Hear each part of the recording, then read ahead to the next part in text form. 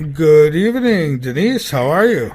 I am fine. How are you? I am doing just fine. I'm sure you know this is late night in the Midlands. I'm Michael Vera, and I welcome you back to the show. It's been a little while. Yes, it has it. Thank you for having me. Oh, absolutely. Listen, you have got an extensive background, and I had given some of it, and I thought maybe we can pick up with a little bit of the background for any new listeners we might have regarding your getting into the whole ET field. And I understand you actually had your own experience, so maybe that's where it starts. But wherever you'd like Sure. to start with that. Sure. I've had experiences since age 2.5. People wonder why I can remember that, and it depends upon the person and the individual. If you recall something at that young age, it's usually triggered by something that's going on in that person's life, and mine was because my mom was in the hospital giving birth to my sister. And it was unusual for me to be left without my mom, but my grandfather was there, and I was watching just a huge, huge globe up in the sky outside the window. It was in Hartford, Connecticut, and my grandfather came through, and I was just a little girl, so I thought it was a nursery rhyme character. I thought it was Humpty Dumpty. Really? Yeah, I did. That's the child's mind, and I was watching him. The only thing was he didn't have a face or the legs of that nursery rhyme character, so I asked my grandfather to take a look, and he did, and I can remember today the look of fear on his face. He knew it wasn't normal. I don't know what he thought it was, but he decided it was time for me to go to bed and rushed me upstairs. He read me a nighttime story and then went back down, and it was after that same night that a little character came through the wall, and I thought it was one of my nursery rhyme characters came through the wallpaper, but it wasn't, because I couldn't match it with anything. I looked around for another one like him, and it wasn't. It was a little hooded E.T. Wow. And he reached out to me. He wasn't any taller than I was, and asked me to go with him. It must have been telepathically because he never opened his mouth. And I went with him, and it's real vague what happened after that, except that I know I ended up in, today I think maybe some kind of a classroom. There were other children there. I think that they were teaching us something or telling us something. And from there, it just went on until even in the last 2 or 3 years, I've had a couple of events. Do you, not to interrupt, but I kind of have to. Do you remember agreeing to go with him, or was it kind of like you had no choice? When I went when I was younger, he put his hand out and he had some sort of, was either a tool or something with a light on the end, and he put his hand out, which all I saw was a sleeve, because he looked like a little monk. Oh. With a hood. And I just went with him. I wasn't afraid, so I didn't think about it. So, wow, when you say a little guy like that with a hood, and I am being funny a little, but I don't mean to be, but, kind of like Yoda, something like from Star Wars Yoda. Kind of, yeah. He just actually looked like a little monk with a hood. I could see his face, but only the great big eyes under the hood. I couldn't see his feet, so I couldn't tell if he was walking or kind of floating. He moved really smoothly, so that's all I can say about his movement. And he took the little light, and we went out into the hall.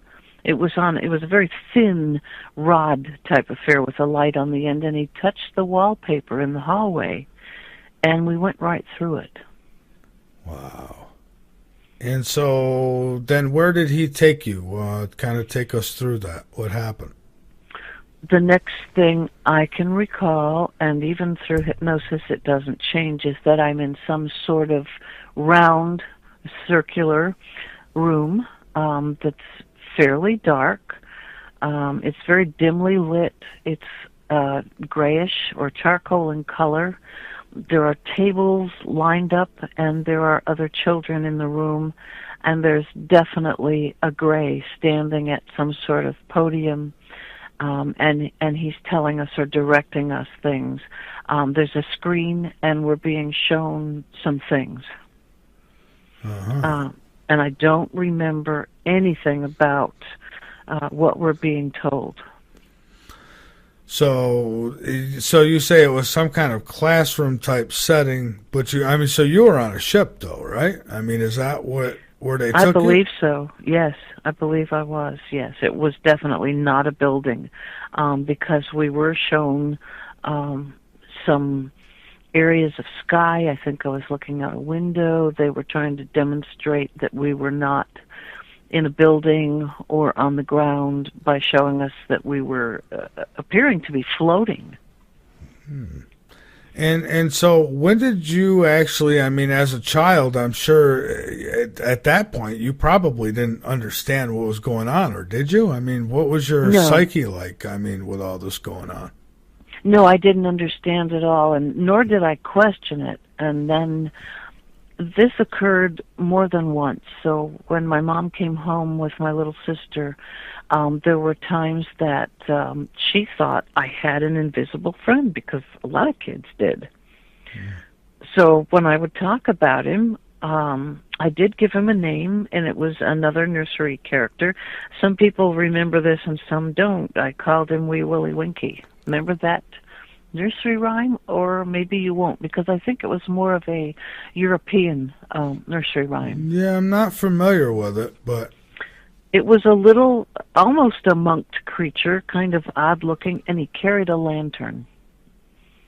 And so that's what I thought I had going on. And that's who was visiting me. So that's what I called him. And my mom thought, boy, she's really got an imagination.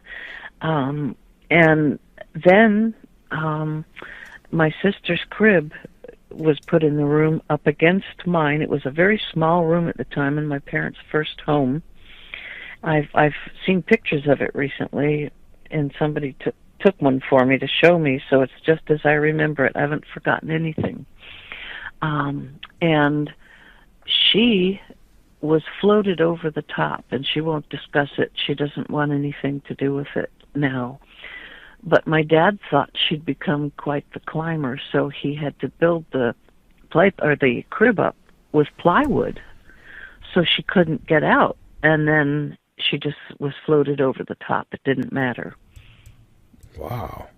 Yeah. That's incredible. Now, so all this going, this reminds me kind of some of these Disney movies. You got to wonder how much they know with the monsters, where the monsters come through the wall and, come play with the kids at night, and then, they tell their parents about it, and their parents don't believe it, and so on and so forth. But, so how long did this go on? Well, shortly after it was kindergarten. It was kindergarten, and my parents built their first new home, and we moved, it was still in Connecticut, but to a new city, and as I moved through grammar school, I would wake up and find myself in the park in the middle of the night. And the town that we lived in is still, I think, just as crime-free as it was, or close to it back then, which would have been in the 50s, early 50s and so on. So how old were you when you were finding yourself being left in a park? You were a kid Grammar school. What did your parents think? They never knew, except they couldn't figure out how I would wake up in the morning with the bottoms of my pajama pants soaking wet, sometimes leaves and dirt in my bed. But my parents were just extremely easygoing. They were very protective, but no one back then locked their doors and windows. We didn't have to. And they knew I was terribly afraid of the dark. I could fall sound asleep, and my mom would turn out the light in the hall because my sister didn't like it on. And the minute she clicked that light out, I would wake up hollering. I knew instinctively she had turned it out. So at times I would wake up standing in the middle of the park where my grammar school was, and it's a very, very big, good-sized park because the high school played football there. And you could walk quite a ways around it. There were benches, a very beautiful place. And there would be a man there, only he wasn't human. He was very tall, he was very thin. I believe he might have been a tall gray or an insectoid type being.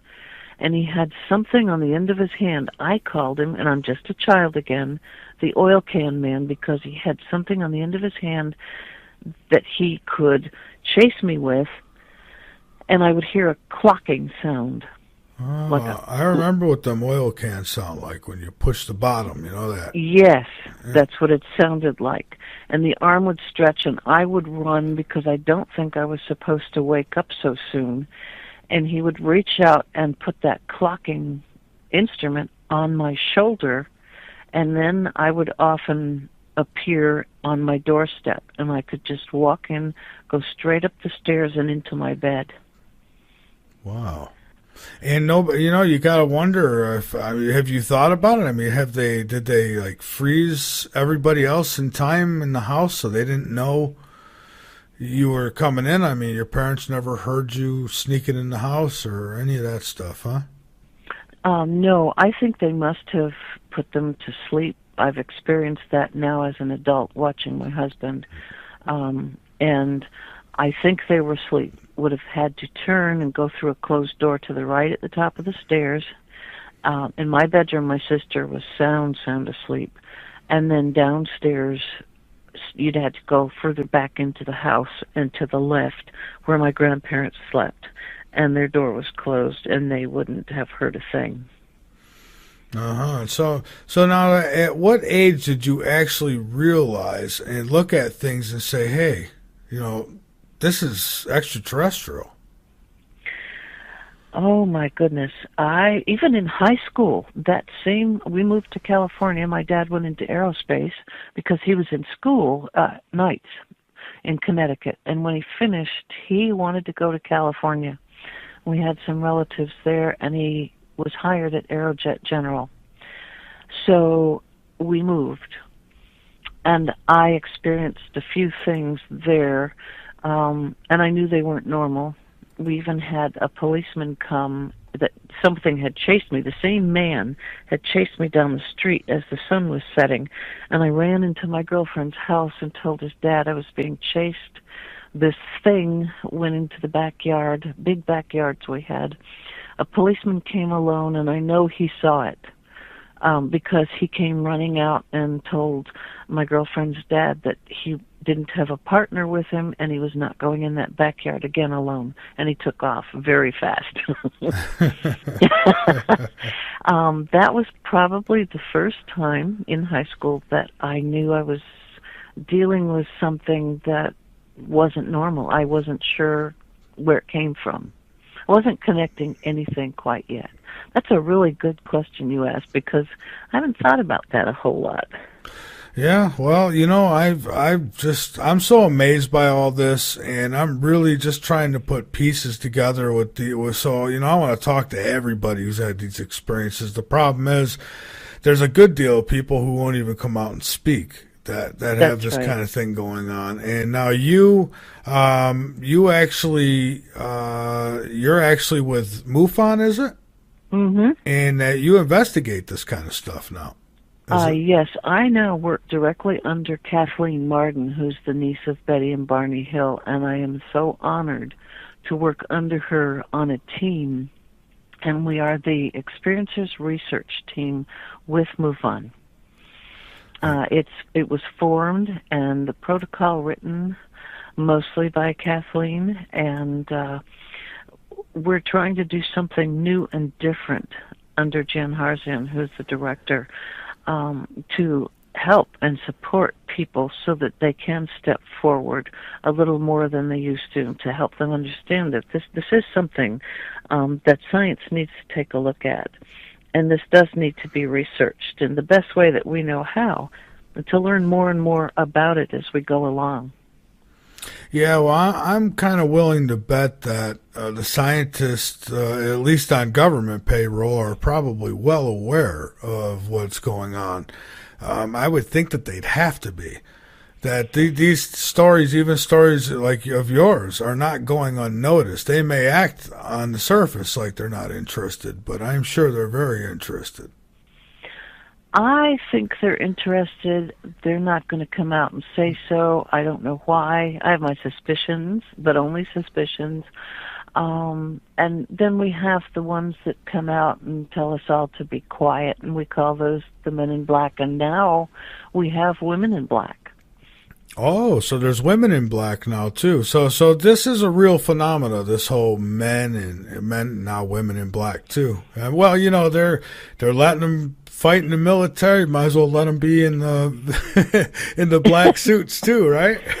Yeah, these are fairly new. I've had a couple of discussions with Nick Redfern, who does a lot of the research on these. There's going to be a new book coming out with one of my events that will be in the book, along with an artist's rendering of one of these women that came to my front door.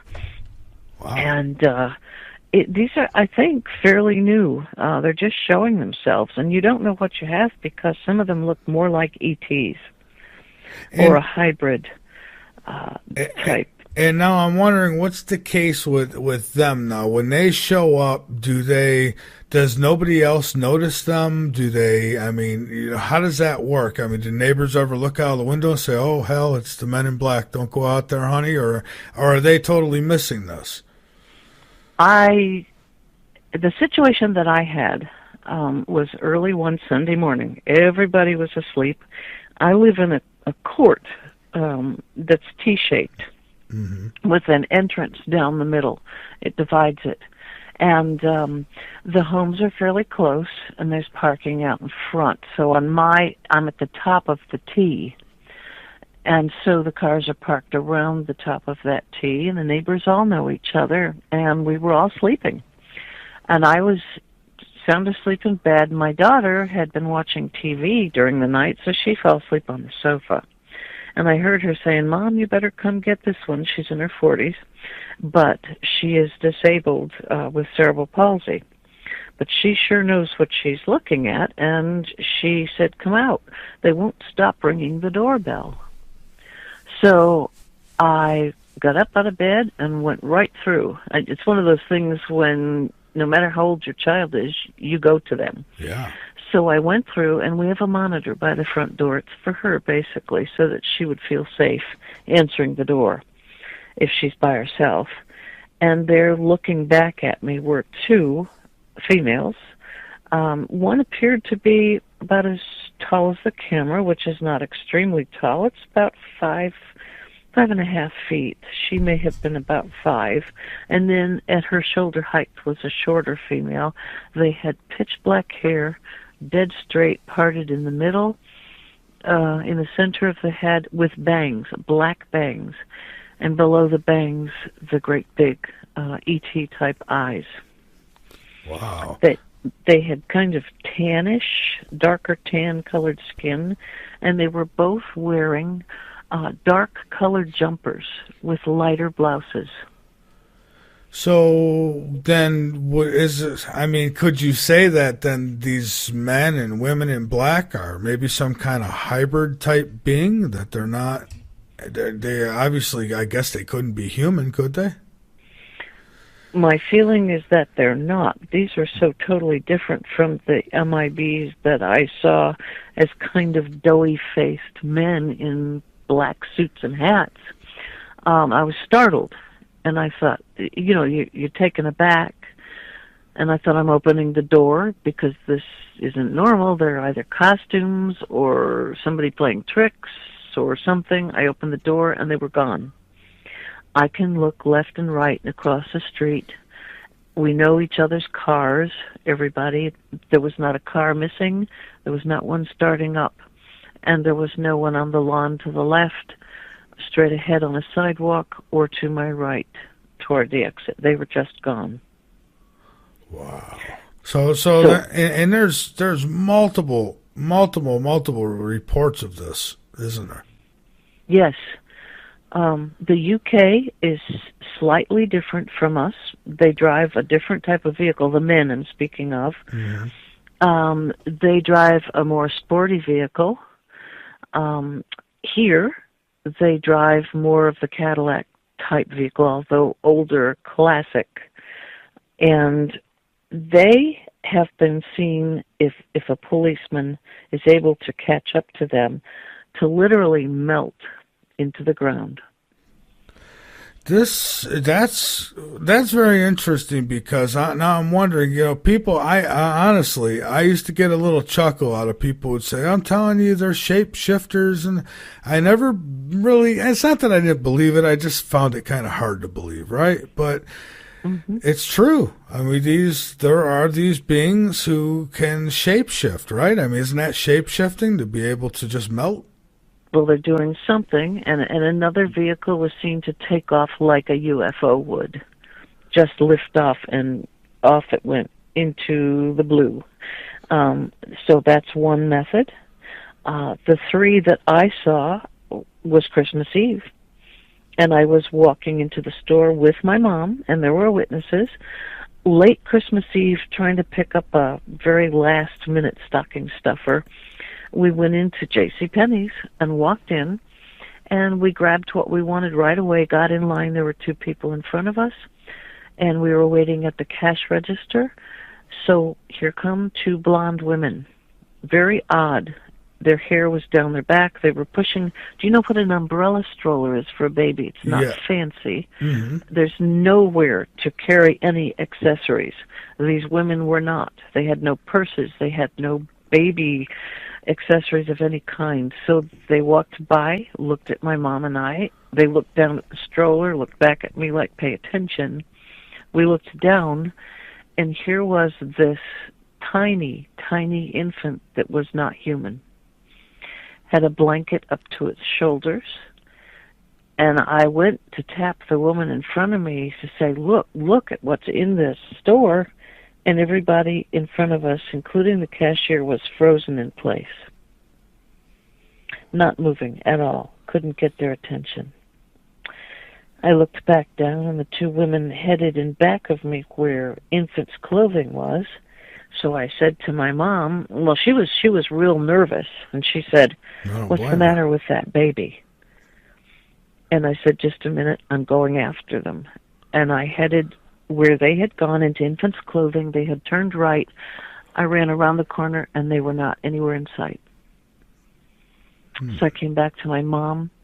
By then, the two people in front of us and the cashier were going about business just like everything was normal. We paid for our goods. We stepped out the glass doors. They were getting ready to close. My mom was a little tiny woman who could move faster than I ever thought of. She crossed over to the car in the parking lot. I was about to step off the curb, and it was like I felt somebody tap me on the shoulder or try for my attention. I turned around, and against the brick wall were three men in black suits. They had a briefcase on the sidewalk, and one of them said to me, and I don't know if it was telepathic or if it was a real voice, said, "You will never discuss what you saw and what you were shown inside that store just now." Now, here's something I wonder. With all the men in black encounters, and even women now in black, and their threats of, "You will never talk about this," has there ever been any kind of consequences for people who have talked about it? I mean, that we know of. I mean, have the men in black ever followed through on, their promise that you shouldn't talk about it? Well, we have had, if you look back through history, and I can't name names right now, but we've had people go missing.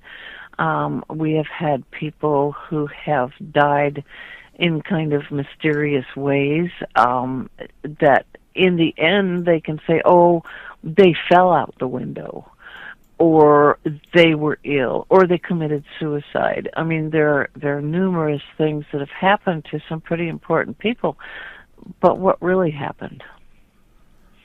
Yeah, well, that's true. So then they could make these things happen, and of course we wouldn't know that they did it. So that makes sense. But I was just wondering if ever, they were caught in the act at doing something like this, which probably not. Now, my next question would be, is these men in black, are they working with alphabet agencies here on planet Earth, or are they working from somewhere else? Well, that's a good question also, because individuals that have reported them, when they've come to the door and you tell yourself, don't let them in, but you do. Something causes you to let them in or to turn and speak to them, and they seem to have a canned speech. And once they're done with the speech, if you start to question them, if you want more from them than they are prepared to give, they start to wind down. Their gait becomes odd. They don't seem to have control of what they're doing. And when they exit or walk away, they appear to be losing control of their bodily, not their functions, but their mobility. Ah. Now, are they also connected with choppers, or did they just appear? I've heard of the black helicopters or the black cars that have pulled up or things like that. I mean, is that all true, or do they just appear? Well, the black cars, yes. In my instance, I stepped off the curb because I wanted to get away from them, and I wanted to get my mom's attention to see if she saw them. I stepped off the curb, headed for the car, pointed, and they were gone. Mm-hmm. And the only area they could have gone to was all the way down the brick wall into another parking lot, and it was not possible for them to move fast enough to get that far without us being able to see them. Incredible. So, I mean, this is pretty huge when you think about the big picture. I mean, we're talking about people being abducted, experiments being conducted. I mean, God, and then these beings in black suits who follow through to make sure you don't talk about things.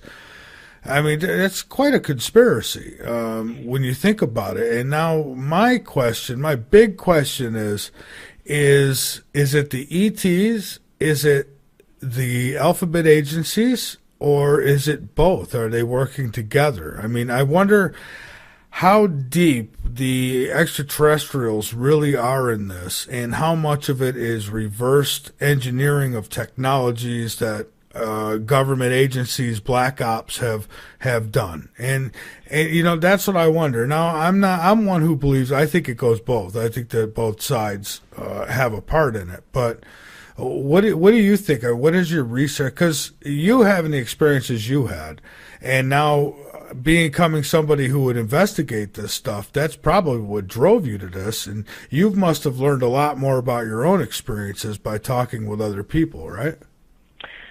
That's true, and the more you investigate and the more you research, the more questions you come up with, and sorting it all out is just the biggest maze you could possibly imagine.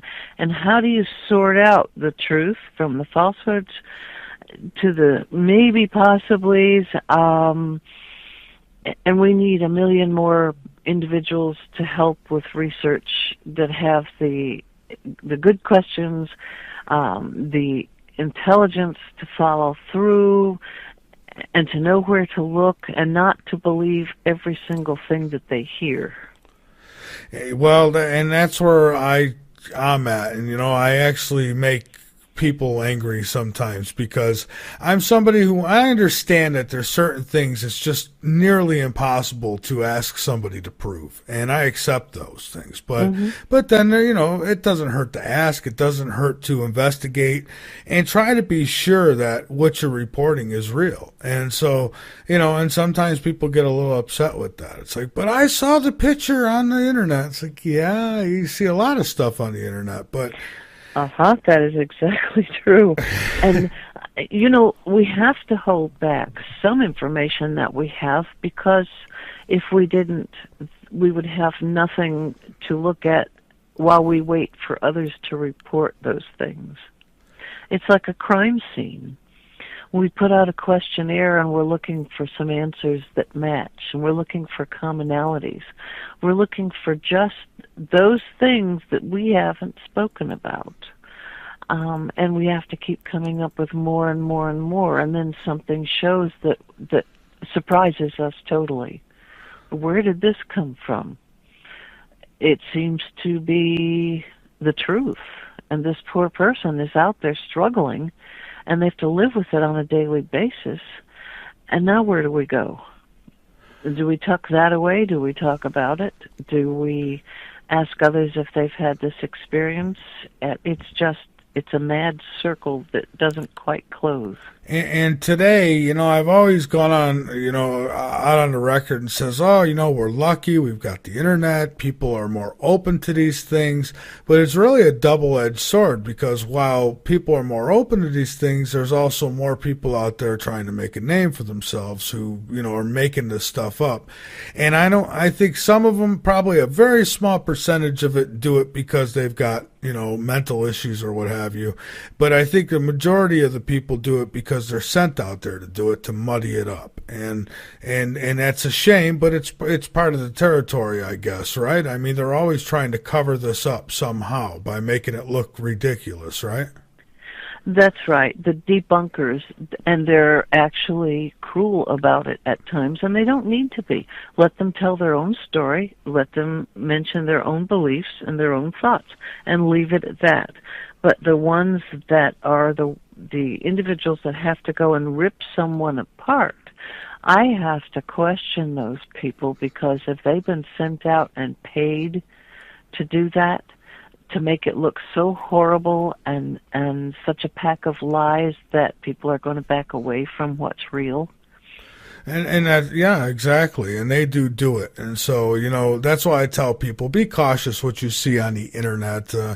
Just be cautious what you see on the news at night. I mean, on your TV as well. I mean, it all goes in sync that, you should do your own research. But I've got so many questions about all this. Now, you've talked to a lot of people who have been abducted, probably way more than I have. You've been in this a long time. So I gotta ask, the majority of the people, what do you find that is in sync? Like, say, maybe you speak to 10 abductees.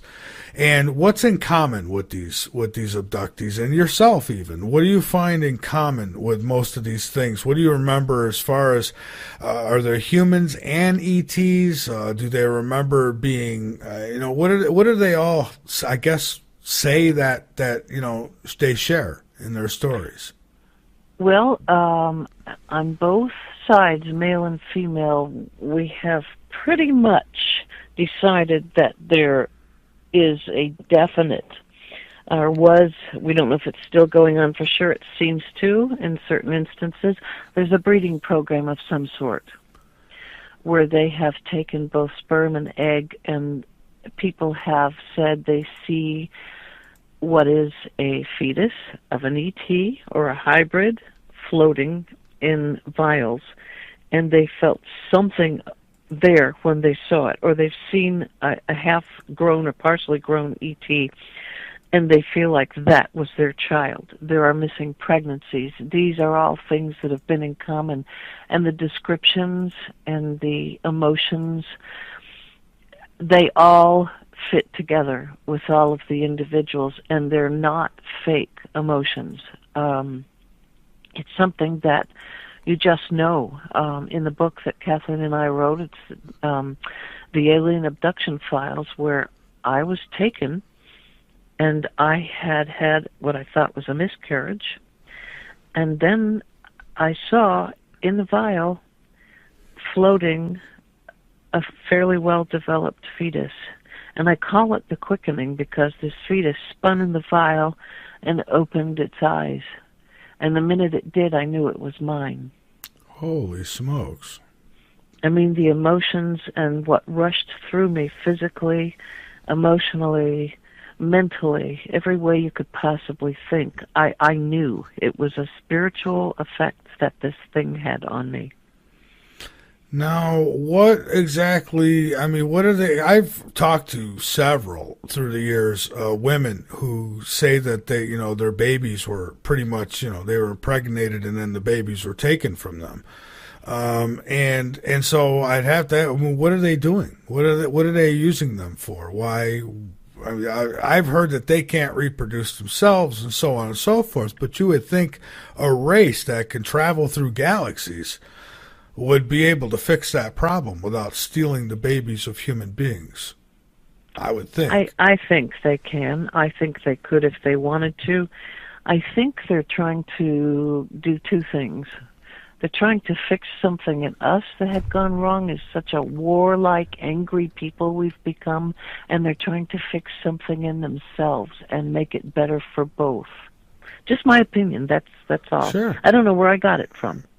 Well, and really, I mean, that's really all anybody has right now is, I guess, an opinion, unless you're way up on the totem pole. And to be honest with you, I'm not sure exactly how much the government is involved with ETs as on another side of the coin, stealing the technology from them. I don't know. See, if extraterrestrials are truly working with our government, and if they're abducting people and stealing babies even, I mean, those are crimes, like unbelievable crimes. And so in that case, I'd have to say ET's not very nice if they're behind it's not, but that's something that we have to deal with.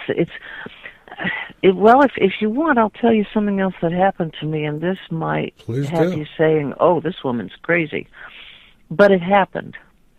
And there was somebody else on the craft with me that I recognized. There might have been two people that I recognized. And we're going to fast forward until just a few years ago. I'd have to look at my records. Probably, we're talking maybe 5 years ago now. Mm-hmm. I was in bed reading, and I fell asleep. My husband was lying next to me. He's often removed from the bedroom, and he ended up out at the computer table. And he came in and said, "Are you all right? Were you taken?" He said, "I felt that funny anesthesia type effect." And I said, "Yes, I was." Well, I'm in Florida. I woke up and my cheeks were rosy and my pajamas were really cold. My feet were icy cold. Why? Because I had been taken to a craft that was so massive, and it flew over or traveled over what I think might have been Colorado. It was definitely an alpine-looking forest, and I saw people frustrated, ETs that were frustrated with whatever. It was a project, definitely.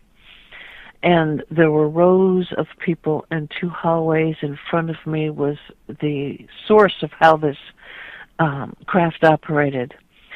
Some people ran. They didn't get in line like they were told to. I was to get in line the right hallway, and I did. And I was carrying a box, and others were given a box. It had no seams. It had weight to it. It felt very precious. I didn't know what was in it, and I knew we were going out. And I thought, well, how's this craft going to manage it? But it did. We went out on a balcony, and the balcony was divided with waist-high walls. And I thought, we're going to fall. They're going to throw us off this craft somehow. But it didn't. Somehow we were held. The craft tipped up against huge granite cliffs. I looked down, and I could see little tiny pine trees and A-frame homes below, scattered among the trees. And when they gave us a clue, we were to drop the boxes. I recognized a man to my left, standing in his little space. He didn't realize he was taken, but he lives in the area. Another woman must have been taken from a cocktail party because of the way she was dressed. Another man in a business suit. I could look them right in the face. And the ETs, again, were so disturbed that they had decided to go ahead with this project, or it was too late. They gave us a clue, or a cue. We dropped the boxes. I watched them fall. They were pitch black and shinier than onyx or obsidian. And they fell, and as they met the halfway mark, they just dissipated. And I saw nothing. They were gone. They disappeared. They pulled the balcony back into the craft. And I remember asking one of the ETs, "What is this about?" And they were grays, but they were kind of a higher spiritual group, I felt. They looked a little different, and there were many of them, the taller ones, the taller grays, wandering about, looking frustrated. And this man, or ET, said to me, "We are the collectors, the gatherers, and distributors of human souls." Ah, human souls. And that's what was in those boxes. Incredible. Incredible. And I have never been able to get over that. I don't blame you. So would that say that there is a connection in some way with, extraterrestrial and in the spiritual world? Or are they on a higher plane and have more authority from whatever the source is, or God, or whoever that is? I have thought this over and over and over. I remember what the box felt like in my hand. I remember I knew something was in it I had to be careful with. Is it only some of the time this is done, or the project was destroyed, they were unhappy? Why were we made to do this? Boy, you tell me. Yeah. It is such a mystery. Listen, we've got to take a break here, so hang on with us for a few minutes. Right now, Denise, we are back, and so I'm kind of curious. I want to kind of expand a little bit on what you were talking about before we went to the break. And I'm awful curious as to, and one of the listeners had brought it up too, could it be that they're on such a higher, they're able to reach such a high vibration that they can enter any of these realms that they want? And could they be soul snatching? That question has been brought up, and of course that just makes a person shudder, makes the hair stand up on your arms and the back of your neck. And sure boy, does. do we have to wonder. I did not feel threatened that way. I did not feel like I should be holding that box. I didn't feel like I was, well, I don't even have a word for it.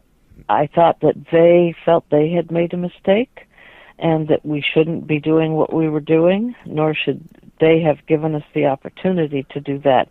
Maybe they were watching for our reactions, and I don't know how many others knew what they had in their hands. I guess from that experience, I would have to say I felt like they just had more authority. They were, maybe the ones I was with were from a higher plane, had gone through that spiritual gate that took them a step higher. I don't think there was anything bad about it, but I think they were stretching their authority just a little bit. Uh-huh. Okay. Tell me, if you could, about, and you don't have to mention names if you don't want to or if you can't, but tell me a little bit about some of the abductees that you've spoken with, some of the cases, I guess, that stand out most to you. I mean, have you done some kind of regression work with these people, and what has come out of some of them? Well, one that I have not yet done regression work with, but I want to, and so does he, because he's such a different line of work, is a monk. A monk. And what he had to go through to come out and to ask to speak to me, and he had to go to the priest or the father that runs the actual missionary that he mission that he lives in. It's not far from my home. I never knew it was there. They take care of men who are dying of diseases that cannot be cured. And he's 59 years old. When I went to visit him, he greeted me in the typical monk's garb, with the hood and the rope for a belt and all of those types of things, and told me the history of the place he is staying. And then he told me his story, and it had gone so far that the priest or the father of that place had allowed us to use their chapel, which is highly unusual. We were in there for 3 hours, and he told me that as a child, his mother had obviously been taken. And he told me the stories of possibility of her having lost an E.T. child in the home they lived in, of him being taken, and of him coming back with psychic abilities that he still has today, and of him telling his father that there was going to be a fire on the block. It was in New York, and they were going to have a fire that burned down the majority of the buildings within 2 apartments of theirs, and his father punished him quite badly. However, that fire took place a week later, and his father never questioned him again. And then from there to 1976, here in Florida, when he had not yet been ordained, and he was still dating, had not gone to college and then through the course to become a monk, he was driving after a date on a road that's not far from where I live, and it was dirt road at the time, and up ahead of him he saw a tall white, that's what they're called now, tall white, and the figure in 2 leaps, which probably was a quarter of a mile, 2 leaps to get to the window of his car. He remembers the song that was playing on his radio. He remembers that it made him angry. That's the first thing he felt. And he remembers the thought on this creature's face of, why are you angry? It took him. He was gone for 2 hours, and when he was returned, the car was spinning like it was a top, spinning round and round and round, and the engine was shut off. The same song, though, was still playing on the radio, and the creature was gone. The creature was gone. We've got a call here. We've got 901. That's probably what you were hearing. 901 area code. You are on Late Night in the Midlands. First name and what your or where you're calling from, please. Hey, MV, this is Wade, a.k.a. Colonel Rebel 66 in the L&M chat room. Shout out to the chat room. Well, welcome aboard, my friend. What's on your mind? Well, I had a question for your guest. Sure. Could it be that some of the agenda of the aliens are to come here and get us to a higher consciousness to prepare us for travel across the universe? Because the way it is now, the way we war with each other and hate each other, there's no way that we could survive going across the universe to another place or other dimension with the mindset that we have now. Boy, that's a deep question, and I understand where you're coming from. We'd have to do an awful lot of preparation before any of us would be ready to do that, and how in the world would these entities even begin to prepare us if we're not ready to listen to them? I would like to think that would be a part of their agenda, and perhaps that's part of the breeding program to try and make us turn out that way. I would love to think that, but I don't know. No, it's a mystery, isn't it? Certainly is. Good question. I know I wouldn't invite, if I was somewhere else and I took a peek into, I don't know, even if I got some of the transmissions that we give, TV, radio, I'd probably listen or watch for maybe an hour and say, oh, no, absolutely not. We don't want to invite them for dinner.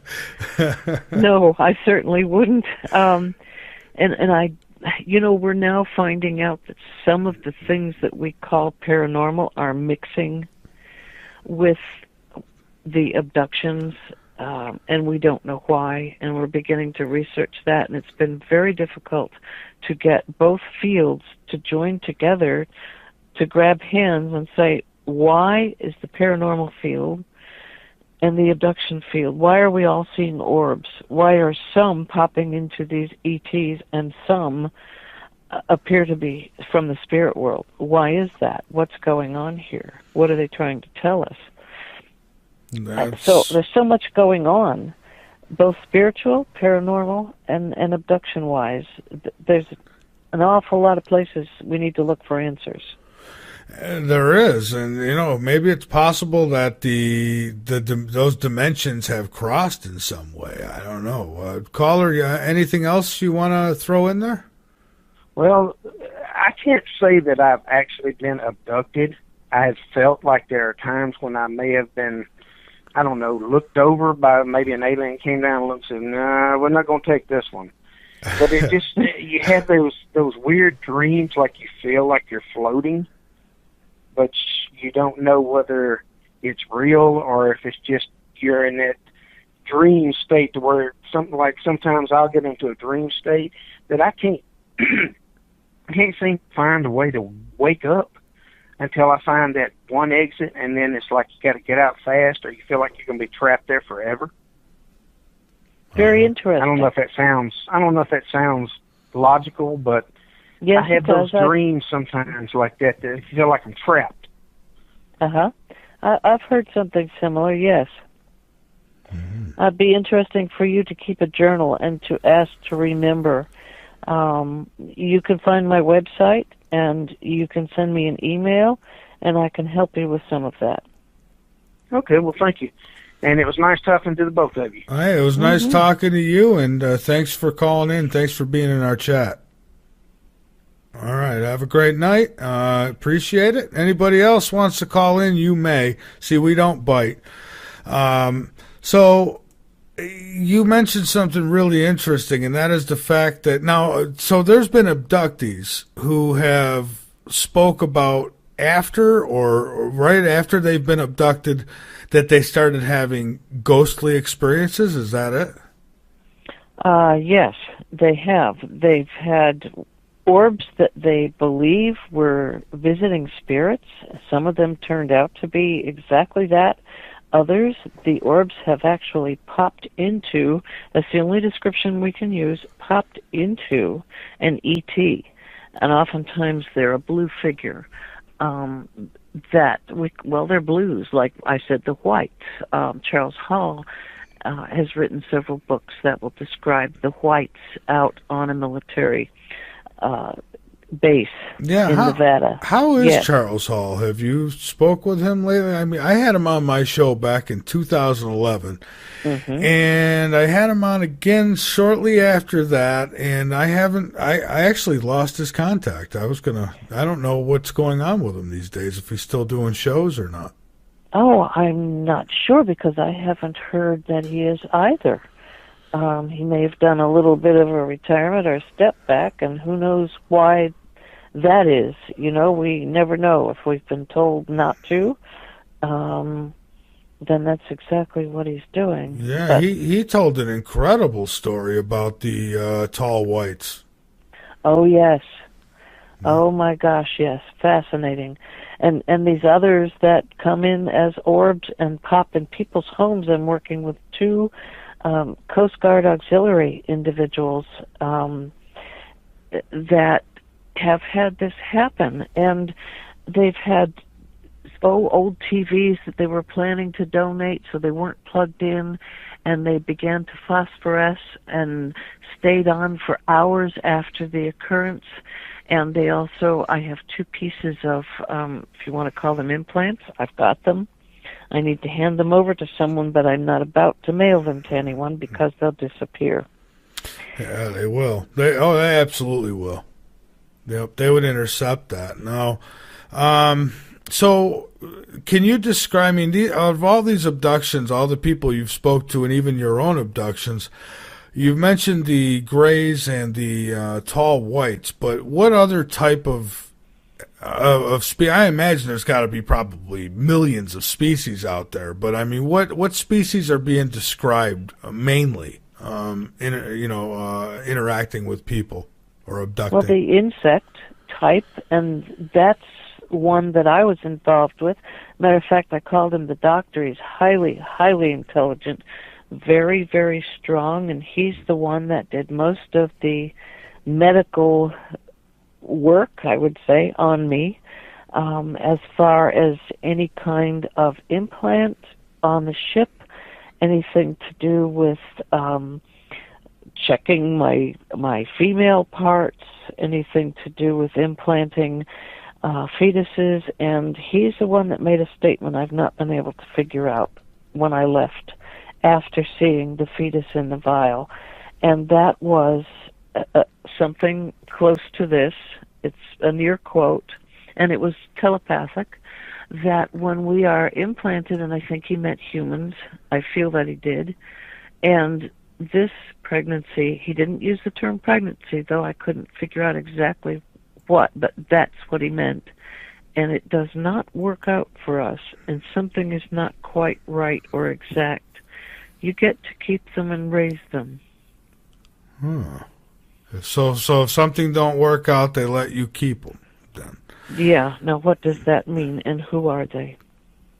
Boy, and you see this epidemic of things, going on. Experiments gone wrong, I think, sometimes. I've got some questions here in the chat, which I'm going to get to in just a moment, but I want to kind of stretch a little bit on this whole being abducted and then having these, like, not only ghostly experiences, but you said psychic. Yes. So they would come back, and would it be little spells of psychic ability, or would they be full-fledged? Some that only last 2 weeks, and they're very strong. The monk it's never gone away, and now that the mission that he's in, every time one of the men passes, he can converse with them, he sees them, and he knows if they stay and don't cross over. He has never gotten rid of that ability, and he's very comfortable with it. So then they've actually, not only with the psychic abilities that they've had, but they've been able to get information. Like they've been given information, I guess, about what might be coming to Earth, what might be happening here, and I've talked to some who have told me they've spoke. Anything accurate? Anything that's been verifiable? Yes, I'm conversing and exchanging information with a woman right now whose mother was born in Poland, never did come to the United States, and she is a fascinating psychic. We don't know if she got her abilities because she was abducted or not, but her daughter has been sending me documents every time she has something tell her where there's going to be an earthquake. It's mostly earthly occurrences, but she's right on the nose. Mm-hmm. And what she sees as a symbol for some reason is blood on the snow, and that's if somebody is going to die due to that earthquake or volcano, and if people should leave the area. And I'm collecting documents from her. So we're going to try an experiment pretty soon to see, other than the accuracies and information she sent me, we're going to try something with her. We haven't exactly lined it up yet to see what she can do if she's told, if she's assigned a task. Oh, okay. Interesting. Well, I wouldn't mind if you keep me posted on how everything goes. I mean, even if it's just an update, I'd love to do it. Okay, sure. All right. We've got a couple questions here in the chat I'll throw you, and of course I've got tons of questions of my own. He says, let's see here. I'd like to call in, but blah, blah, blah. Can you ask a question for me? Does your guest have any knowledge of time travel being a part of the abduction? And if so, where does it fit in with the millions of reported missing? Good question. Oh, boy. Yeah, it sure is. Okay. I don't have extreme knowledge. I don't have much. I'm looking into it. You know, this time travel thing, is it really the fact that we're living lives? Are there two of us somewhere? Are there three of us somewhere living multiple lives alongside each other? Do you know what I'm saying? I do. Is there a wormhole factor that we can get from one place to the other? Have we just not found that link? I'm absolutely fascinated with that. And how am I trying to connect this? It's very difficult. I am working with individuals who are willing to begin with take a look at past lives, because often they slip into one of these factors where it's not a past life, but it's a side-by-side life. And have they been abducted in that life? And if so, how did that work? And are they being abducted in this one? It's very, very complicated. And it's kind of like there's a family history, right, with this abduction phenomenon? I mean, is that the case with everybody? It seems like it is. Not with everybody, no, but fairly close. A lot of the times the military factor, they're almost all in communications in the military. Oh, I see. So then military is on the checklist, I guess. Yeah, military is definitely on the checklist. Sometimes quite a ways back.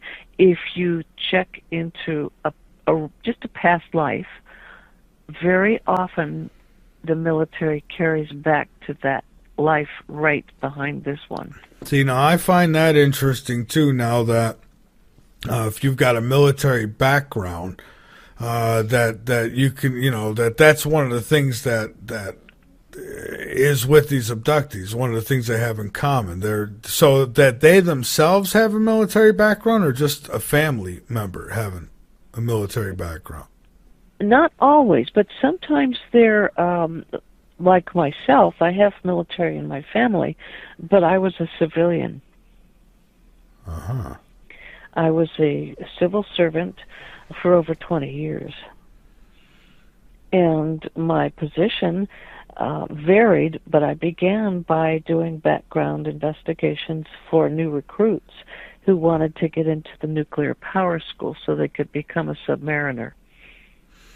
And it took a lot of squeaky clean background, so we took a look at that. That was my job here in Florida for a lot of years for the Navy. Then you've had to have given it thought that is some kind of vetting, some kind of way of vetting the people they want to abduct, I guess, is through the military then maybe.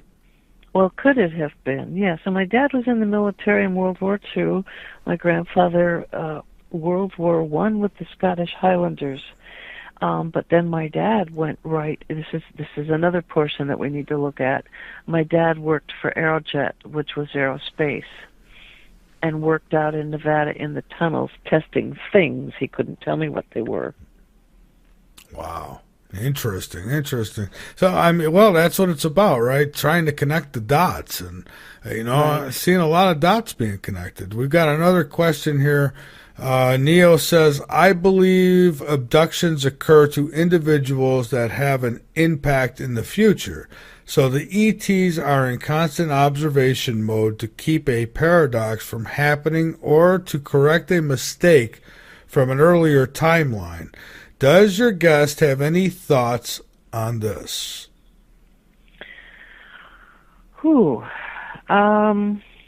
So basically that the extraterrestrials, they abduct those individuals that have an impact on the future was the first part of that. Yeah.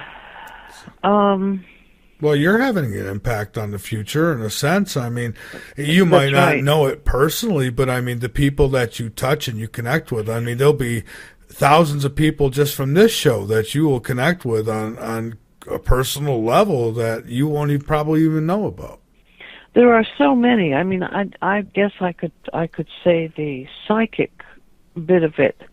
When some of us say this is going to happen or this is coming, or let's take a look at this, and I've had something that's been in my mind ever since we moved to Florida, and I was abducted, and I came back, and this picture is in my mind, and I can't get rid of it. And it's something that has not occurred yet, but I think it's going to. And I'm not going to say what it is right now because I don't think it's too pleasant for this area. But there will be a lot of people who will learn from it. So I think, yeah, if you want to talk future, I think a lot of us have information that gets unlocked when it's supposed to. Mm-hmm. Well, that makes sense. Yeah, and we're here then to, I think I moved here for a reason, too. Or I wouldn't have left Colorado after 20 years. I wouldn't have left my job that I liked with National Park Service. I wouldn't have done a lot of things that I did to come here. Do you think that sometimes, like, whoever might be influencing, call it ETs, call it whoever, that sometimes they do things around you in your life to kind of manipulate you into making the decisions to put you on a path, a certain path, whether it be spiritual or whatever it might be? I mean, do these things happen? Like, hey, you're supposed to be here and you're not budging, so we're going to do something that makes you have to go there? I think partly, yes. Yeah? Mm-hmm. That's I interesting. really do. I think that I have been sent to certain areas, certain times and places, and kept from going to certain places, not for my protection, but because I was supposed to stay where I was in order to experience certain things. That's incredible. Now, what I would like is, how about a checklist of that? I mean, there's got to be some kind of list now that people can go over to figure out if maybe they have been abducted by, whoever. I mean, there's half the camp that says, okay, if this is happening, it's our own people doing it. And then there's the other half of the camp that says, well, if it's, it's extraterrestrial.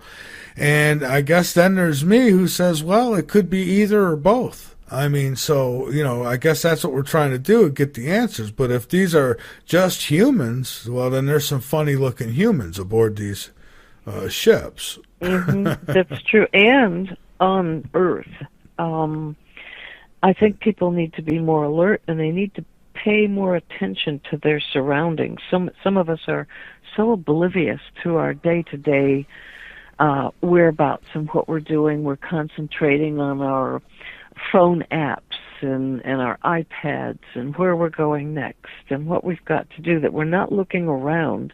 For instance, I've become aware of a certain area that I began to avoid instead of looking more at the situation, and noticed that I was actually, I wouldn't say followed, but somebody appears there when I go, and it's actually a Whole Foods store. If I go there and purchase something to eat and sit down outside, an individual will show up with a notepad, a pen, and a drink. Never anything to eat and never touches the drink. And they happen to wear a gauzy type pale tan material. I've had my husband witness it. He's been there with me. And a kind of I would say a tropical type straw hat. And sit at a table where they can observe me. Have you ever tried to approach this person, or?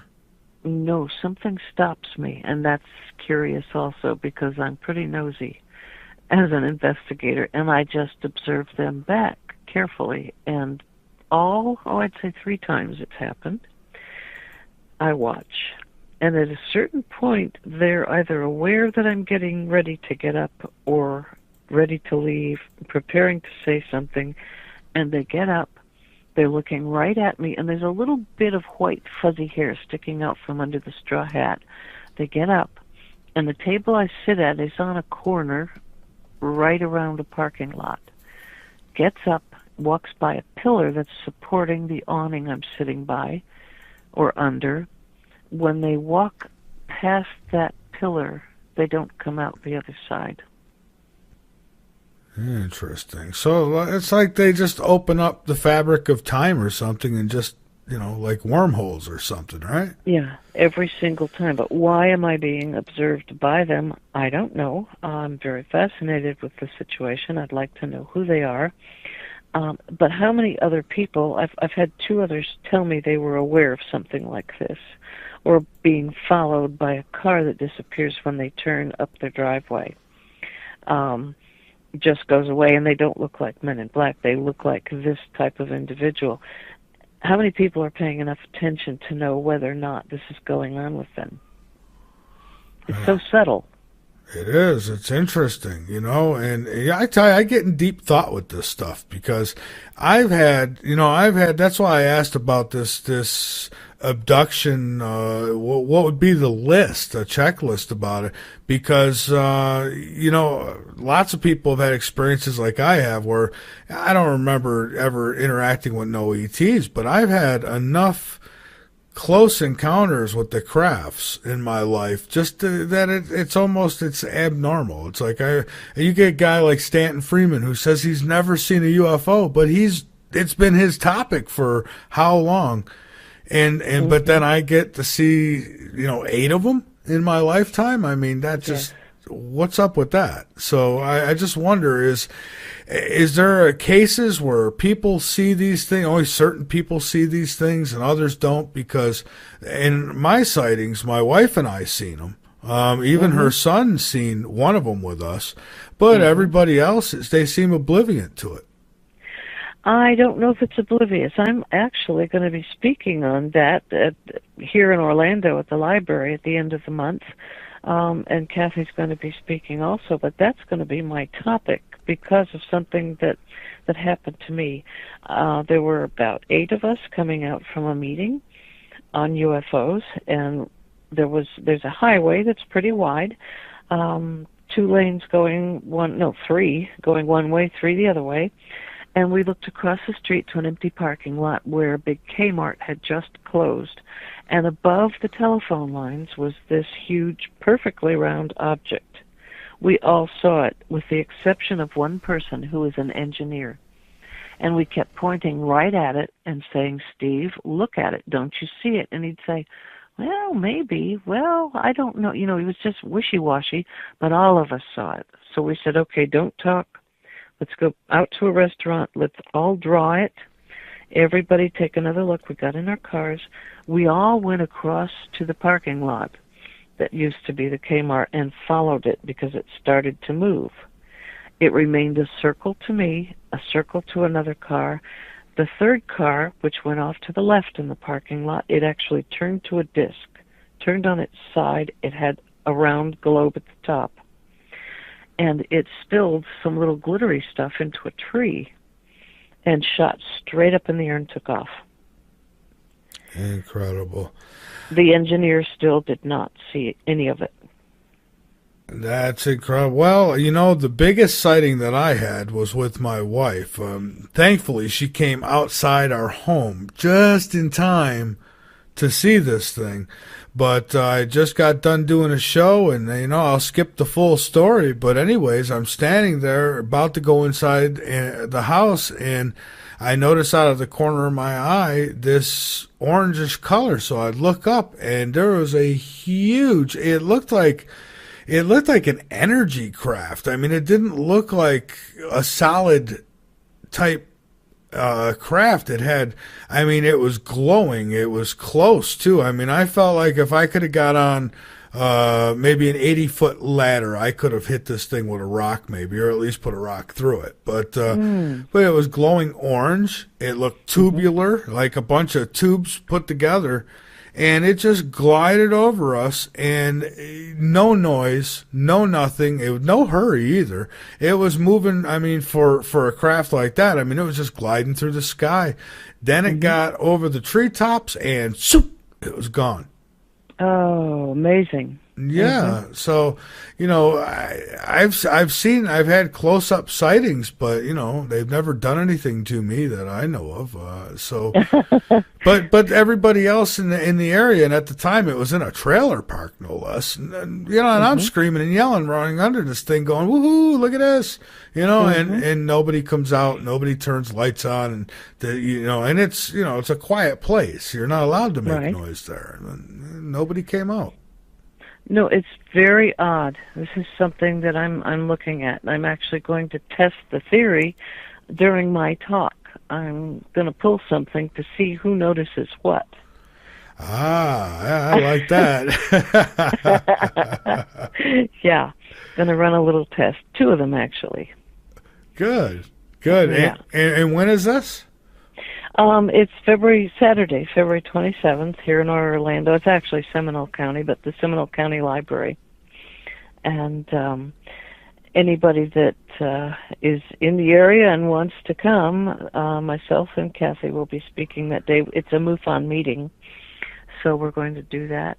And I have been asked to hold an experiencers workshop at the National MUFON Symposium this year in August. Nice. Yeah, so that'll be interesting. Yeah, it will. So I'll certainly want to know how those tests worked out for you. It's sounds like an interesting little experiment. We've got another question here from the chat. Could you ask your guest if there is a certain intelligence level she has noticed in people that she has that she has interviewed? It seems the only people who they abduct or contact seem to be a little smarter than the average person. They don't seem to mess with idiots or people without the ability to open up to these situations. So what do you think of that? I am not finding that to be the case. I would say there are all ages, all intellects, all types of individuals have been abducted from my findings, and it just doesn't matter. You need to go back through their histories, and again, you check out their military backgrounds, family backgrounds, also blood types. Blood types, and I guess when it comes down to it, they'd probably alter the genes or whatever anyways, right? So it wouldn't matter if you were even a Neanderthal. They'd be able to, I would imagine that they'd be able to, kind of do what we're doing now, which is people can order babies pretty much, what do you want on your baby? Blonde hair, blue eyes, they can do it. Yeah, now I do have to say that I have not found a family with a disabled child where the disabled child has been abducted. I have to say that. We wouldn't know, but you can't often ask them outright. So I do say that, but there's no holding back, no holds barred when it comes to abduction. But you, like you mentioned earlier, though, a disabled child could be the result of an abduction, right? Not of the child, but of the parent, maybe. I have some strong thoughts on that, and I would have to ask you to think about that. Only certain ones. There are some disabled children that are extremely loving. Oh, yeah. Extremely well. It would not behoove me to mention what my thoughts are on the air, but I don't know if I've been told something, but I have some thoughts on that.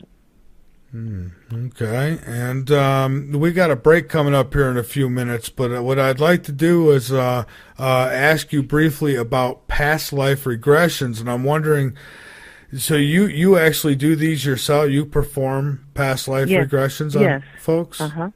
And, I do. And do you find sometimes while you're doing that's when you run into, hey, not only were you this or that in your past life, but you were abducted? I don't go there unless I ask the person ahead of time if they would be interested in helping me out. Oh, okay. And could I ask them about that? I see. And so I'm sure, if it was me, I'd say, yeah, why not? Let's find out. Yeah, most people are receptive to doing that, to help me document. They really are.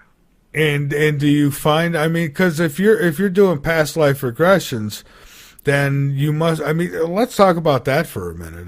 That alone is fascinating. So you would say then that definitely people have past lives, and you've seen proof of it, really, in these regressions. Yes, I have. I've tried to cut to the chase try to get names and places and addresses and then grave sites. Oh, and even grave sites. Even grave sites, because that's the answer. I mean, if they didn't know the person ahead of time, they've never been to the country, where would they have heard about this individual? And so let's just take a look. And that's what we're looking for. That's how I can help someone. Now I liked it because I've seen a few cases that are confirmable. I mean, where even little kids would speak about places and things and friends that they had, and when the parents would go and investigate it, they'd find that this kid, was right on about everything. And how could he be? I mean, right. Nobody could coach. I don't think you're going to coach a 4 or 5-year-old that well. There's going to be some mistakes made, I would think. I think so. And the child, we all think, those of us that have been delving into that field, the child is born fresh with memories like that. And it goes away as you get older. That memory is blocked, I think, because they're supposed to be. If we knew everything that we'd been through before, how could we correct any of our mistakes? If we're here to learn, how could we? But I think that we're born with some memories. We're more wide open to those things that we left behind. Or there's the deja vu factor. We walk into something, like I did, a home, and I knew everything about it. And so I'm just nosy enough to want to know why. And then someone came in wearing a dress that I thought was mine, and you get it's confusing and it's mixed up, and I thought, why did I just think that stupid thing? That dress isn't mine. Well, I've been there too, where I've walked into places that I swear I've been there. I mean, I knew the layout, and I've never been there before. It's happened. So one place was this castle. It was 1,000 Islands, and I remember I was 16 or 17, and a friend of ours took us on this Uncle Sam's Cruise, it was called, and we went cruising around all these different little islands, and one of these islands had a castle on it. That's about all I remember about the castle, just it was a castle, and we walked in, and as soon as I went in, I told my friend, I said, ooh, let's go upstairs. I said, all the names are on the wall, and we went up there, and sure enough, everybody was right. It had names written on the wall up there, and I'm guessing if there was a past life, perhaps one of those names was mine. I don't know. Why was I? Could have been. It's interesting. It is. So I mean, so then this goes on and on. So we come to this planet. We come into this body, this shell, as my friend Ira will say, this meat suit. And we go through our life, we do whatever, we get whatever lessons we're supposed to get, and then we die, I guess, physically, when we go somewhere, and then we come back again? I want to think that, because if we're born and we live through our life, we aren't perfect. Are we ready to go to what we call the source, to Buddha, to God, to that person,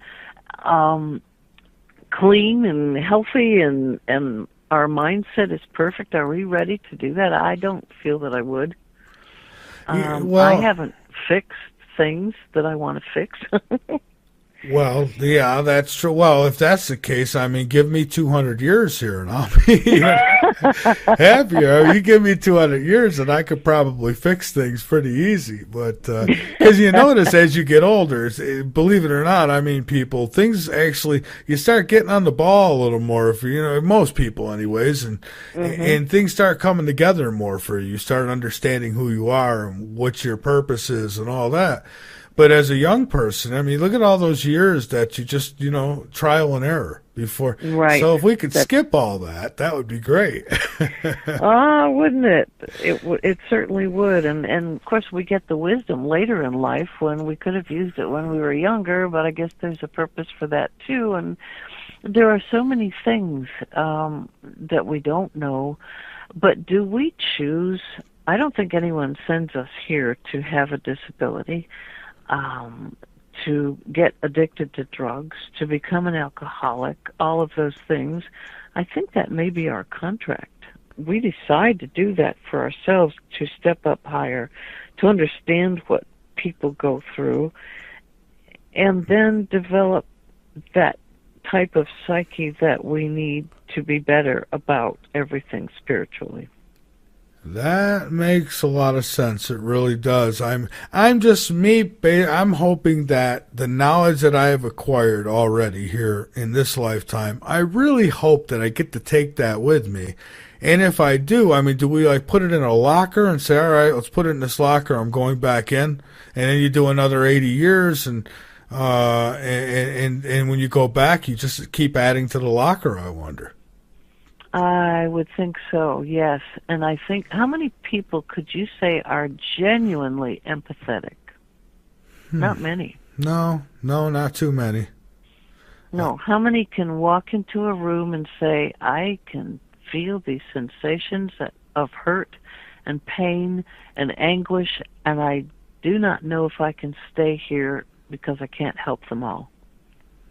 Yeah, that's true. I mean, I feel that way sometimes when I go into a hospital.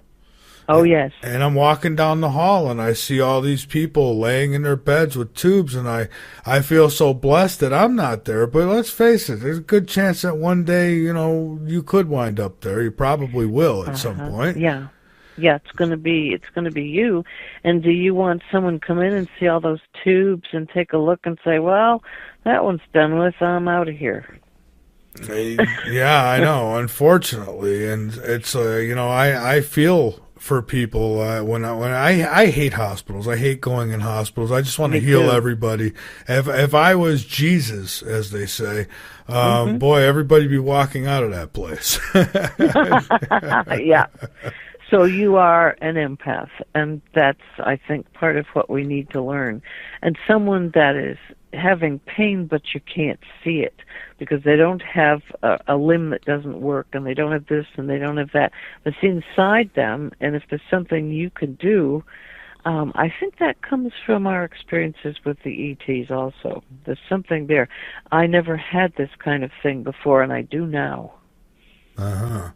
Yeah, well, and exactly. I mean, my compassion came more as I got older. I mean, when I was younger, I mean, even in my young 20s, I mean, I was selfish. My time was very selfish with my time and a lot of things. And, it's like you just feel like you've got forever. It's like, you should be going to visit your parents. I got other things to do. And you get older and you look back and you say, wow, I'm glad I'm not that person no more. But I'm glad that I was that person because it led me to who I am now. Well, now you know the difference. Yeah. Yeah. But you can't teach the younger ones and not even show them by example because they don't get it. They're where we were back when. And I really feel like I've been shown some things by the ETs that are more spiritual, showing so that I can tolerate or will be able to tolerate what this planet's going to be not too long from now if we don't quit messing with it. Well, that's true. And there's some people who, they think, I don't care, I'm not going to be here anyways by the time it goes to hell in a handbasket. And, I feel for those people, I do. But me, I've got kids and I've got grandkids, and whether I'm going to be here or not, I want to make sure that they're, I guess I would go to my grave feeling a little better knowing that the people I love are going to be okay. Mm-hmm. Yeah, you've got to leave something behind that they're going to be able to tolerate, because otherwise it's just a horrible mess, and it can't get fixed if we don't knock it off. That's right. That's right. Well, we're still looking to fight wars. We're still looking for all of these things that somebody's got to win. We're the right fighters. We're all right, and we're going to make it show by damaging everything in sight to be the last man standing. Yeah, well, it's a shame. I've said it before. You got to wonder, like you mentioned earlier. You says, back then we were able to leave the doors unlocked and you didn't have to worry. Yeah. So I got to wonder what the heck happened from then until now. that were, because my parents used to talk about a time too when you didn't have to worry. You left the windows open on the ground floor. Nobody was breaking in your house or coming in to kill the family. It was very rare anyways. Right. There were some, and those became famous books because there were so few of them. I wish I had an answer for that, and I think that back when, and I do believe that this, my thoughts again, Eisenhower made some agreement with the ETs that we could be abducted, that they were going to try and change the planet back then, and something went horribly wrong because they were stronger than us, they had more than we did technologically, they had more of a lot of things, and they started to change us, and everything ran rampant because they gained control, and perhaps some of the negative factor of those creatures won over, and our wars, we became more warlike. They couldn't stop that without stepping forward, and the agreement said they couldn't. I had a long talk with Paul Hilliard, who was the defense minister at one time of Canada. Fascinating man. He has a lot of those beliefs. Oh, also. I would love it if you would throw him my email sometime. I've emailed him, but I haven't got a reply. I'd love to talk to him. Oh, okay. I would do that. He is just absolutely fascinating.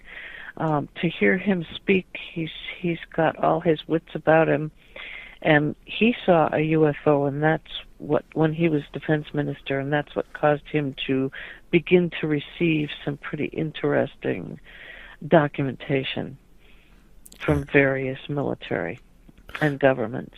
Yeah, and people will say, well, how come they don't speak up when they're in office? They can't. They make you disappear when you do that. Yeah, and then some. And the thing is, he knows that there are landing areas for UFOs throughout the United States and Canada. He showed a picture of one, and you really wouldn't even notice it if you didn't know what it was. Yeah? It's so simple. Yeah.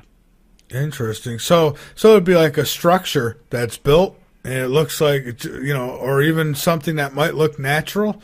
And then it looks natural. And so then they could just start it up and take off with it.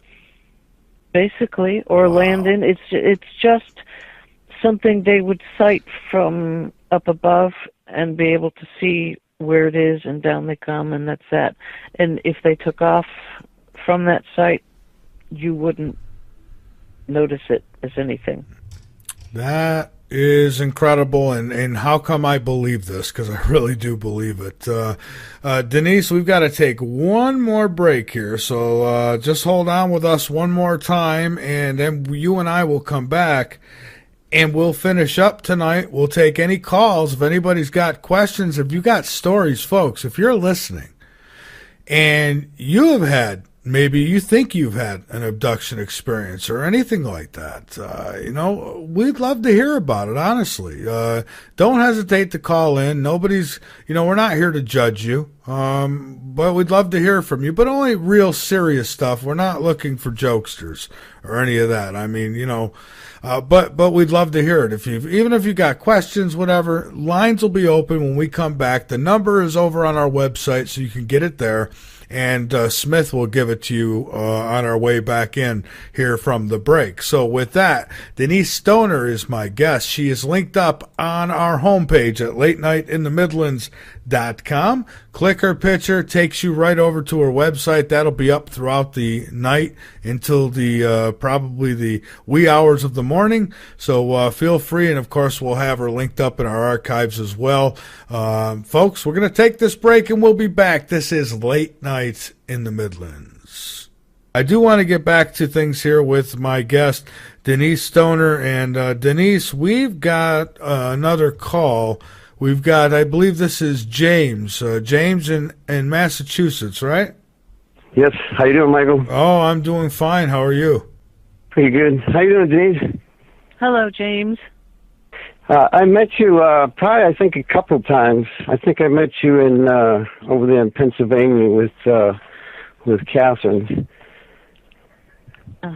You might have. Yes. How can I help you? Well, actually, I was taken three times back at age 4. And well, actually, one time my mom told me about, and I had no idea. She told me when I came back from Roswell, when I figured it all out. And one time I was actually getting dressed, and my brother was behind me, like only about 30 seconds behind me, and we were going to church. The whole family was going to church. And I went out the front door, and I disappeared. My brother come out like 30 seconds later, and I was just gone. And they're searching the whole neighborhood for me for over an hour. And they're getting ready to call the police, and then I appeared in the backyard where they had looked with 2 other neighbors. Okay? And there was actually a third time where my dad was going to buy a brand new car. This was back in 1959 here in Massachusetts, in Quincy, by the way. My dad was going to buy a new car, and he asked all 4 of us. You know, my sister was 6, my brother was 5, I was 4, and my little sister was 2. And for some reason, the other 3, and I always remember this, I could never figure out why the other 3 did not want to go with me and my dad. And of course, I figured it out now. But me and my dad went and bought the car, and on the way out, the car died just like a mile away from the dealership. We went in to where there was a phone, and I remember my dad calling up for the tow truck. My next memory was him calling back over an hour, and they had come and said you weren't there and stuff. So my question is, why didn't they want my brothers and sisters, and why did they want me and my dad and like me? Is there something that they needed with me and my dad that one time? What do you think possibly? Do you have any experience in that? Well, it could be that they've chosen you for a particular reason. It could have something to do with your blood type. It could have something to do with you just have something better about you that they needed you for. Well, I am psychic. Okay, well, that makes a lot of sense then. That's another thing. It could be that you were easier to take because a lot of times the disappearing act is something they can do with some humans, it looks like, and others they can't. There have been many instances where, let's say, a dad and his son are out hunting, or they're out on the National Park Service trails, and the son just disappears right in front of his dad, just gone. Usually when the child comes back or is returned, he has no idea where he was, and they're just now beginning to try to find out. What you've described is not unusual. It's completely normal. You just may not have memories of what happened to you when you were gone.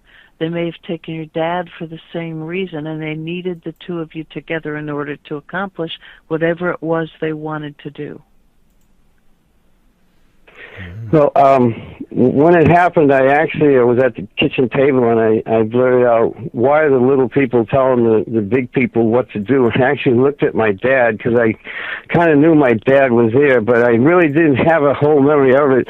I just had, like, partial memories of these little people telling everybody what to do. Well, anyway, I'm getting hopefully regressed in 2 weeks over in Phoenix at the International UFO Congress with Sandy Mack. You familiar with Sandy Mack? Excellent. All right, that's a good idea. I believe Kathy will be there this time, and Kathy's going to be there, huh? Oh, great. Yeah, Kathy will be there. I will not this time because I'm trying to prepare for these 2 other things. Sometimes we're together, and other times we're running off in different directions. But yeah, always go to someone that is well known and someone who can remain neutral no matter what you say or do. They're not going to try and give you some sort of suggestibility as to what you have seen or been through. Right, yeah. Michael Tellinger kind of led me on to her, and she really resonated with me, and I really do like her. And is there any tips that you can give me on how to relax myself? Because I've always had the attitude that nobody could ever take over my mind, and now I've got to completely go a 180 against that. Any tips that you can give me to take away the negativity? Absolutely. First of all, hypnosis has nothing to do with anyone controlling you. You have complete control the whole time. It's the depth of relaxation you are able to go into and to look around in your subconscious to see what is there that you can learn that your conscious mind did not know. You'll still have control the whole time.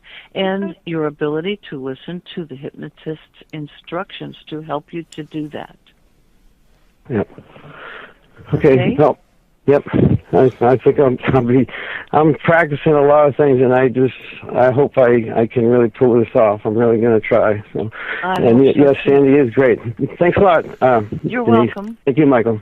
All right. Well, hey, thank you, James, and good luck with everything. And definitely keep us posted on how all that goes for you. It sounds interesting. And do you find, let me ask you this quick. Well, I better ask this question that's coming to chat, or this guy's going to shoot me because I've been holding him off. All right. He asks, ask about blood type specifics of Rh negative, the blood type without the rhesus monkey gene. He says, where might it be from? The people without the, and then it cuts off. So I guess I'm going to ask you, and he wanted to know about blue blood. So okay, well, I can answer to the fact that we are looking at people with Rh negative A and B. They seem to have the most common types as far as those being abducted. Next would be type O, which that's the type of blood that can be given to, everybody. That's what do they call it? The universal blood type. As far as, well, we know that the rhesus monkey has something to do with the Rh negative factor. I cannot speak any more of that because I have not studied enough to say anything that I might give the wrong information. The blue blood, I would have to know what he's talking about. I would have to know, how they say blue bloods, is he talking of the royals, the royal blood? I would need to know what he means. He says blue blood was the term in his little elementary school, so I don't know, MM. You're going to have to elaborate more on that, but I don't know. That's about the extent of the question that he's given me. So I don't know. I didn't know if he meant, is extraterrestrial blue blood. I understand that our blood is blue until oxygen hits it. So I don't know if that's what he meant. Okay, he says like a royal lineage. Oh, right. That's what I just said. Yeah. Okay. People have said that being of the royal lineage that they might have been a special breed. And they do have the Rh negative factor running all through their history. However, a lot of them are interbred. The same with Native Americans, the same with a lot of other cultures who didn't want to bring in other cultures into theirs, and ended up with them all being Rh negative. And so I don't think that has anything in particular to do with the ETs. Okay. And would somebody's having constant, I don't know what to say, sightings of UFOs, does that mean anything, or does that just mean that, and this isn't actually my question, although I wonder about it, but would that be an indication that there's an interest in you, or are you just lucky? Oh, that's a good question, too. I sometimes feel that these people might be, in fact, being tracked, and these ETs and their crafts are letting them know, yep, we're watching you. And if they know they're an abductee or suspect they have been abducted, even more so, these crafts are peeking out. It's a game of peekaboo, saying, yep, here I am, take a look. Yep, we're here, and you're being watched. That type of thing, I suspect. Yes. I see. And, would there be any way to know when you're seeing I guess there wouldn't. I guess it's just kind of a crazy question. I've probably asked the first crazy question on Late Night in the Midlands, but would there be a way to to be able to tell if it's maybe one of ours or one of theirs? I guess there wouldn't be, right? Unless you boarded that thing. I think some of them are ours. I don't know if we've been able to capture them enough to back engineer some. We might have. I suspect that we have, and there are others. They are definitely not from here. Those crafts I was in, there's no way. Others have said no way. And I also believe that there's an area in the United States, I don't know about other places, but in the United States, and we better watch out because we're shooting them down when they're returning us. Yeah, and that's something I think that we've got some serious weaponry, and we are able to shoot them down, and I think we're seeing evidence of it. And, that actually leads me over to, I covered in the beginning of the show, there was a guy in Moscow, Russia, who took video of a UFO that was hovering in the sky there. It had three lights, looked like a triangle. And it was just hovering there, and experts who have now studied the footage say that it's authentic. Yes. Yeah. Yeah, absolutely. I believe that it is also. I know which one you're talking about. And we need to stop this because we don't know what's going on. If they want to come down and overtake a city or a state, they're going to do that. And they're going to make it much worse for us if they need to come down and tell us that they're here in peace and let's get our act together. But I believe truly that we know certain areas where they do come through, whether it's through a wormhole, whatever, and we know it, and we've discovered where that is, and we're just going to shoot at them, and we're not even smart enough to realize that some of our own people are being returned in those crafts. Really? So maybe that's some of the missing people.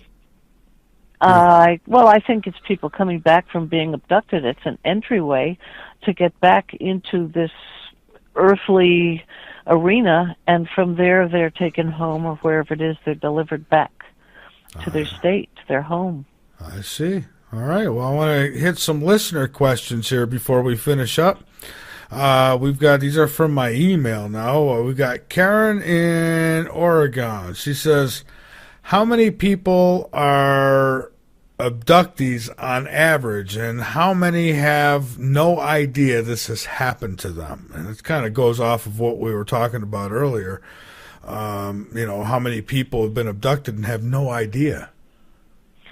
Boy, I think there are, I can't give a figure, but I think there are definitely some, because some odd things have happened to them, and they're not looking at that because it's not in their mindset to consider it. They don't believe it, so therefore it doesn't happen. And they set in a separate box anything that's odd. They have a dream, they wake up, there's an ET at the foot of their bed, and so, oh, well, that's something else. They actually figure out a reason why that figure was at the foot of their bed. Well, yeah, people do tend to make excuses for everything, but at some point, you're going to have to realize that you've either lost your mind or this is really happening, right? Exactly. And, people call up and tell in secret a friend something odd that happened, and the friend may believe it and may not, and will make an excuse for the friend, and so that doesn't get told to the right person. And I have an individual that just cannot sleep on his side, or on his back, sleeps on his side, and woke up, sat up, and got down the hall before he realized he wasn't in his body. He'd left it on the bed. Ooh, see, now I've had that happen as a child. I had an out-of-body experience is what I thought it was, right? I mean, I left my body. I seen my body laying there on the bed, but I couldn't leave the room for some reason. But as an adult, I had one, and I was able to go, wherever I was led to go. But as a child, I wasn't allowed to leave that bedroom, and that's always made me wonder now, what the heck was going on? Well, this friend was actually following a light that he saw under his door, and he actually keeps blackout curtains. He can't sleep unless his room is pitch dark. I'm so like it's that. over his door. He saw a light underneath the very tiny edge of that curtain, and he was following the light. And so he was either having an ET experience, or we don't know. Was it the tunnel he was following and going to end up with? He was actually then deciding, I better go tell my wife. He has several illnesses, and he figured out he could feel no pain. He could breathe. He felt like he was 18 years old. He knows that. Mm-hmm. He turned and went back down the hall, and he realized that the body in the bed was on its back, and he can't breathe when he's on his back. So he sat down in the bed, and from there he figures he got back in his body. That's interesting. Yeah, I've been not, and I'm the same way. I like the room dark. I hate light when I'm trying to sleep, but I've not had that experience. No, it's very strange. So do you pass it off as an ET, or what do you want to believe? Now we figure the ETs have been able to slip us out of our bodies, so we've got a combination thing here going. Out-of-body experience, ETs are taking us out of our body. That's happening now. Sometimes I wonder if this other side we go to isn't back to the mothership. They might describe it as heaven. It might be the mothership. Maybe it is heavenly there. I don't know. So what's the truth there? Yeah, Another place to explore. Yeah, it is. It is. We've got another one here, Sandy, and it says Mont, Canada. So I'm going to assume that's Montreal, Canada. Are there any typical personality characteristics that abductees have? I ask because I have suspicions about somebody close to me. Look at the sleep patterns. If they don't go to sleep until between 2 and 4 in the morning, if they leave the TV on all night, lights on all night, if they just have odd patterns like that, if they're easily excitable, if they're afraid of certain people, places, things, cultures, they're nervous and they don't talk about that type of thing or deny it. They could be in denial. There's so many things I could name. I could write a book on just that. Well, maybe you should. I'd read it. Okay, so we got Thomas in New Hampshire. I've got a few more of these, and that'll be it. Thomas in New Hampshire, he says, could vasectomies and hysterectomies prevent abductions? I ask because it seems that reproduction is the name of the game. No, when you are past the reproductive state, as I am, you are still taken, and for what reason? It was after the reproductive state in myself was done with that I dropped the box of possible human souls. Okay, so don't go getting clipped thinking you're going to stop it then. Nope. Nice. They'll put you back together maybe. Hey, they can get here from wherever they are. I mean, I'm sure they're capable of doing all that and a whole bag of tricks. We've got Tina in Niagara Falls, Canada. Hello, Canada tonight. Yeah. She says, I'm a big Bills fan. Well, good. So am I. All right, then. How could it be possible for a UFO to come to the same location many times yet not be observed by others or the military? Now, we've talked about not being observed by the others, but she makes a good point here with the military. They obviously got to know there's something in the airspace, right, at some point. I think they do, and they're often chased with jets, military jets and helicopters, and individuals are moved from the space that are not military oftentimes. Other times I think they know and stay out of the way on purpose while abductions are taking place. Interesting. All right, one more here. This is Yasmin, I guess it is, and Yasmin's in, guess where? Canada, Toronto. My. So Canada's tuning in tonight. Are hybrids living among us now? And if so, is there a way that we can recognize them? Oh boy, I say yes. And I say that I have invited them to contact me, and I say I have been in touch with one for over 2 years. Interesting.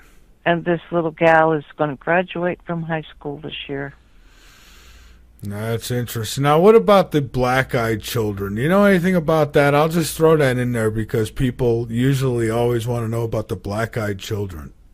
I don't think they have anything to do with ETs. I don't think they are from another planet. I am terrified of them. Well, I would be too. You put a black-eyed child in the hallway when I go to walk down that hall, and I'll probably be the last thing I do. Yeah, get out of there quick. Yeah, boy, that would be suspenseful, I'll tell you. Yeah. I think they tend to, I just believe that they're on the evil side. Get away. Roll your windows up. Close the door. Don't look them in the eye. Go away. Quick. Yeah, that's the best advice, I think, of the night right there. You see a black-eyed child, haul butt. Yeah. Denise, I want to give you the floor to get out anything that you'd like, and I want to thank you so much for being here tonight. I really enjoyed talking with you, and I would really like to do this again soon. There's so much more we could talk about, and you can update us on some of the projects you got going. Oh, I am so thankful you had me back. This has been so enjoyable. You're just one of the hosts that's the greatest because you ask the right questions. I love the people calling in. They're not hesitant to do so, and my research has opened up in so many areas. Like I said, I'm working with people in past lives. I'm trying to find out whether or not they've been abducted, why people are now being taken out of their bodies as far as abductions go. I'm getting more and more people contacting me and wanting help. They're asking the right questions. They want the right answers.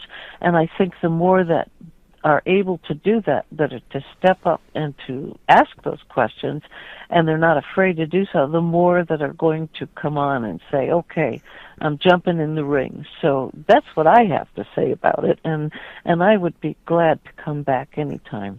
All right. Well, hey, I thank you so much, and please keep up the great work, and I do look forward to talking to you again in the very near future, and I'll be keeping an eye on the work you do. Thank you. And thank you for having me. This is wonderful. All right. Have a great night. You too. Thank you so much. Bye-bye. Bye-bye. All right, everybody. There she goes, Denise Stoner.